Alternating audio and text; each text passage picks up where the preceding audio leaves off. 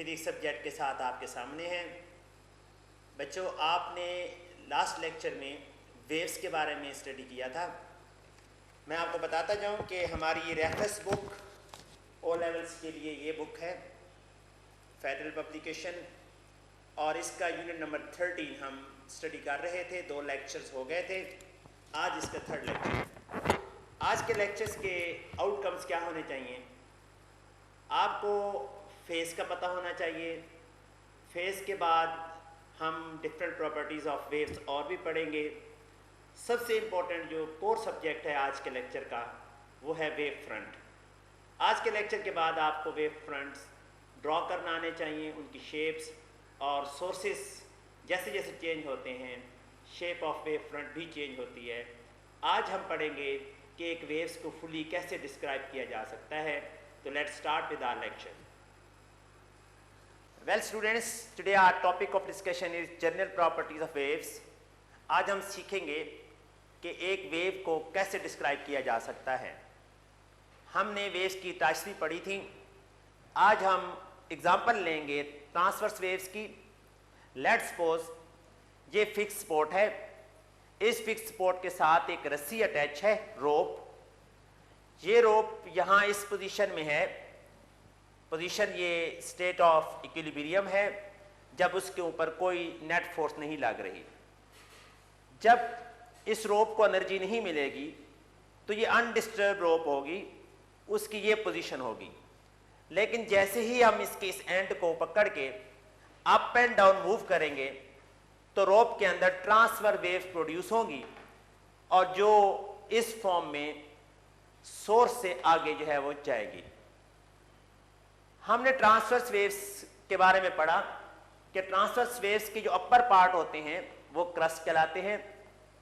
The portion of transverse waves on maximum amplitude या highest point of transverse waves are called crust. तो जो lowest हैं वो trough हैं। तो कंसेक्टिव क्रस्ट का डिस्टेंस वेवलेंथ के इक्वल है, या तो कंसेक्टिव सक्सेसिव जो ट्रफ्स हैं उनका जो डिस्टेंस है वो वेवलेंथ है, जिसको लैम्डा से डिनोट किया जाता है। ये मीन पोजीशन या इक्विलिब्रियम पोजीशन की लाइन है। इससे जो मैक्सिमम डिस्प्लेसमेंट होगा या उस साइड पे ले लें या नीचे वाली साइड पे ले लें, यानी यहां से लेकर यहां तक वो एम्पलीट्यूड कहलाएगा। इसी तरह यहां से यहां तक एम्पलीट्यूड कहलाता है। अब हम पढ़ते हैं फेज के बारे में। ट्रांसवर्स वेव्स हों या कोई भी वेव्स हों, उनके वो पॉइंट्स जो सेम एम्पलीट्यूड पे होते हैं और सेम उनकी मोशन होती है, उन्हें कहते हैं phase. In phase, phase definition, 2 points moving in same direction. Example ले लेते हैं एक्स और एक्स डैश की। एक्स जो है, यहां जो पार्टिकल है वो डाउनवर्ड मूव कर रहा है, एक्स डैश पे भी डाउनवर्ड मूव कर रहा है। दोनों की डायरेक्शन सेम है। Having same direction with same speed, speed भी दोनों की एक्स और एक्स डैश की सेम है। Having same displacement from rest position, ये रेस्ट पोजीशन है, यहां से इसका डिस्प्लेसमेंट ये है, ये रेस्ट पोजीशन, यहां से इसका डिस्प्लेसमेंट ये है। एक्स और एक्स डैश ऐसे पॉइंट्स हैं जिनकी स्पीड भी सेम है, डायरेक्शन भी सेम है और एम्पलीट्यूड भी सेम है। ऐसे पॉइंट्स को कहते हैं फेज। ये क्रस्ट और क्रस्ट दोनों फेज हैं। इसी तरह ट्रफ और ट्रफ भी क्या है, दोनों सेम फेज पे हैं। Any 2 crest and troughs are in phase. तो हम कह सकते हैं कि जो 2 पॉइंट्स हैं इन फेज, उनका डिस्टेंस जो है वो वेवलेंथ कहलाता है। क्या आप मुझे बता सकते हैं कि इस फिगर के अंदर और कौन से 2 पॉइंट्स जो हैं वो इन फेज हैं? जी, 2 पॉइंट्स इन फेज हैं, y और y डैश। दोनों पार्टिकल्स की डायरेक्शन सेम है, direction of motion same, displacement from the mean position same, और दोनों की स्पीड भी सेम है। तो ऐसे 2 पॉइंट्स को कहते हैं in phase. Frequency, number of waves produce in 1 second. अगर मैं ये कहूं कि जब इस वेव की पिक ली गई तो 1 सेकंड में हमने इसको ऑब्जर्व किया तो हम देखते हैं कि इसकी फ्रीक्वेंसी कितने बनेगी। एक वेव यहां से स्टार्ट होती है, उसी पॉइंट पे आके खत्म होती है, ये एक वेव है, और ये दूसरी वेव है। अगर यहां से लेकर स्टार्ट से लेकर यहां तक टाइम 1 सेकंड हो तो हम कह सकते हैं कि इस वेव की फ्रीक्वेंसी जो है वो 2 है। Number of waves passing per second और number of waves passing in unit time are called frequency. Frequency का यूनिट हर्ट्ज होता है, इसे पर सेकेंड भी कहते हैं। यहां से लेकर यहां तक एक वेव है। Wave time taken to complete one complete wave. एक वेव जब पूरे का पूरा अपना एक रोटेशन या अपनी एक चक्कर मुकम्मल करती है, या एक वेव जब पास होती है तो जो टाइम लगता है उसे टाइम पीरियड कहते हैं। टाइम पीरियड को कैपिटल टी से डिनोट किया जाता है, and this is reciprocal of frequency. ये बहुत इंपॉर्टेंट रिलेशन है, इससे रिलेटेड न्यूमेरिकल्स आते हैं। Time period is reciprocal of frequency. एक और क्वेश्चन आ सकता है, what is product of frequency and time period. जब ये दोनों आपस में मल्टीप्लाई हो तो इनका प्रोडक्ट 1 आता है। टाइम पीरियड का यूनिट जो है वो सेकंड है, क्योंकि ये रेसिप्रोकल ऑफ फ्रीक्वेंसी है। फ्रीक्वेंसी का अगर यूनिट देखा जाए, यूनिट पुट कर दूं तो वो सेकंड पर सेकंड है। यहां पे पर सेकंड, जब ये ऊपर जाएगा तो सेकंड बन जाएगा। हमने वेव्स की प्रॉपर्टी स्टडी की, ट्रांसवर्स वेव्स की, क्रस्ट, ट्रफ, वेवलेंथ और फेस, फ्रीक्वेंसी और टाइम पीरियड। अब इंपॉर्टेंट टॉपिक हमारा यहां से स्टार्ट होना है, और वो होना है हमारा, उस टॉपिक का नाम है वेव फ्रंट। वेव फ्रंट क्या होता है, हम इसको डिस्कस करते हैं। Wave front basically imaginary lines होती हैं।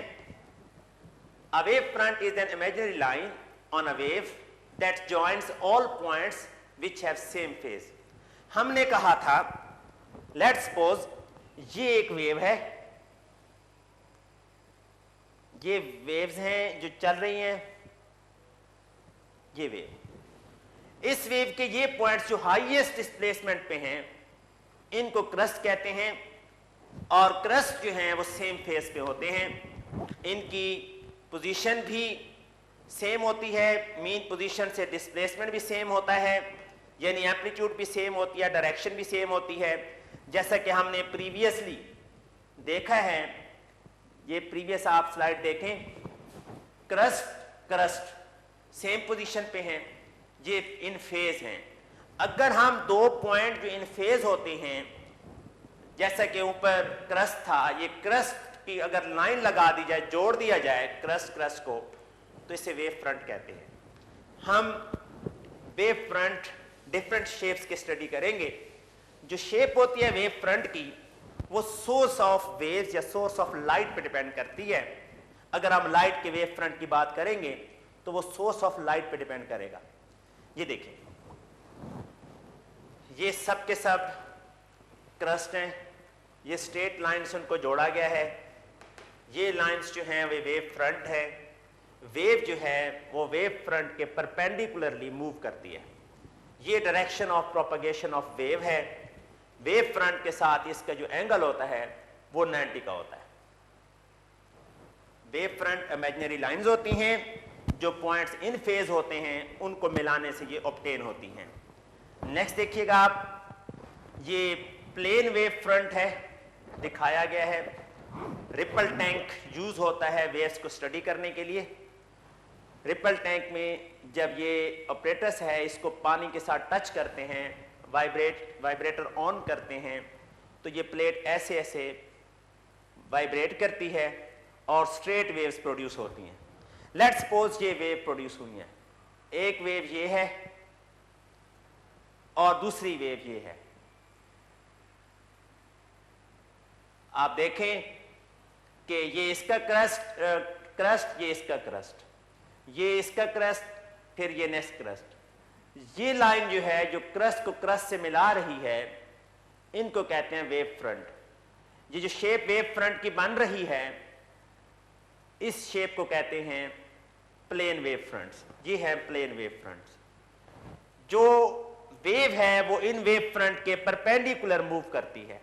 ये direction of propagation of waves है। प्लेन वेव फ्रंट इस तरह जनरेट होते हैं। अगर हम सर्कुलर वेव्स प्रोड्यूस कर दें, जैसा कि रिपल टैंक के अंदर एक नॉब लगी होती है, स्फेरिकल डिपर होता है, उसको अगर हम डिप करें तो जो वेव्स प्रोड्यूस होती हैं, लेट्स सपोज वो ये वेव्स हैं, एक वेव ये इधर जा रही है, दूसरी वेव इधर जा रही है। इन वेव्स के जो ये पॉइंट हैं, ये पॉइंट इसका और ये इसका, ये इन फेज हैं, इनको मिलाने से ये जो वेव फ्रंट मिल रहे हैं ये सर्कुलर मिल रहे हैं, सर्कुलर वेव फ्रंट्स हैं। और जो direction of propagation of wave है वो इनके परपेंडिकुलर है। ये direction of propagation of wave है और ये सर्कुलर वेव फ्रंट हैं। वेव फ्रंट के 90 के एंगल पे वेव जाती है। जी, हमने प्लेन वेव फ्रंट भी पढ़ लिए और सर्कुलर वेव फ्रंट भी पढ़ लिए। वेव फ्रंट क्या होते हैं, वेव फ्रंट्स जो हैं वो कैसे हासिल होते हैं, या आप क्रस्ट को क्रस्ट से मिला दें या आप ट्रफ को ट्रफ से मिला दें तो वेव फ्रंट्स बनते हैं। इधर देखिए।